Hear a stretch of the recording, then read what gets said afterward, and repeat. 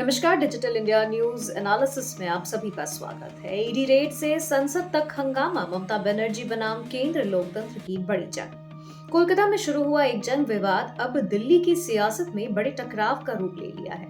प्रवर्तन निदेशालय यानी एनफोर्समेंट डायरेक्टरेट की छापेमारी, पश्चिम बंगाल की मुख्यमंत्री ममता बनर्जी के तीखे आरोप, तृणमूल कांग्रेस के सांसदों का संसद परिसर में विरोध प्रदर्शन और फिर उनकी हिरासत, इन घटनाओं ने देश की राजनीति को गर्मा दिया है।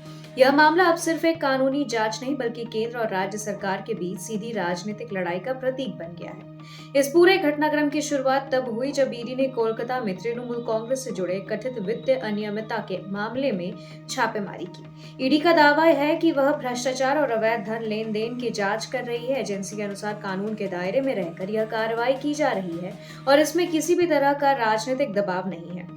मुख्यमंत्री ममता बनर्जी ने ईडी की कार्रवाई को सीधे सीधे राजनीतिक प्रतिशोध करार दिया।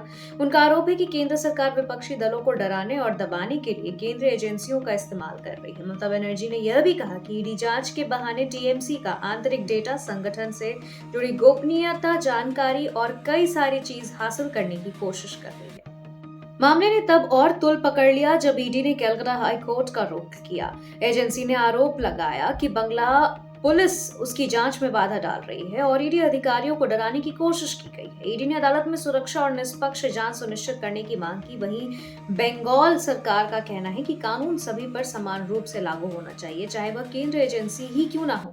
कोलकाता का यह विवाद जल्द ही दिल्ली पहुंच गया है। संसद परिसर और उसके आसपास टीएमसी सांसदों ने केंद्र सरकार और ईडी के खिलाफ जोरदार प्रदर्शन किया। सांसदों का आरोप था कि विपक्ष की आवाज दबाने के लिए जांच एजेंसियों का दुरुपयोग हो रहा है। अदालत उस समय तनावपूर्ण हो गए जब पुलिस ने कुछ टीएमसी सांसदों को हिरासत में ले लिया। इस घटना ने राजनीतिक तापमान को और बढ़ा दिया। इस पूरे मामले पर भारतीय जनता पार्टी ने टीएमसी के आरोपों को खारिज कर दिया है। भाजपा नेताओं का कहना है कि ईडी अपना काम कानून के तहत कर रही है और भ्रष्टाचार के खिलाफ कार्रवाई को राजनीतिक रंग दिया जा रहा है। उनका तर्क है कि अगर कोई नेता या पार्टी निर्दोष है तो उसे जांच से डरने की जरूरत नहीं होनी चाहिए। राजनीतिक विश्लेषण की दृष्टि से देखें तो यह विवाद आने वाले चुनावों से पहले केंद्र और विपक्ष के बीच टकराव को और तेज कर सकता है। यह मामला संघीय ढांचे, केंद्रीय एजेंसियों की भूमिका और लोकतांत्रिक मर्यादाओं पर बड़ी बहस को जन्म दे रहा है। अब सबकी नजर अदालत के फैसलों, ईडी की अगली कार्रवाई और टीएमसी की राजनीतिक रणनीति पर टिकी है।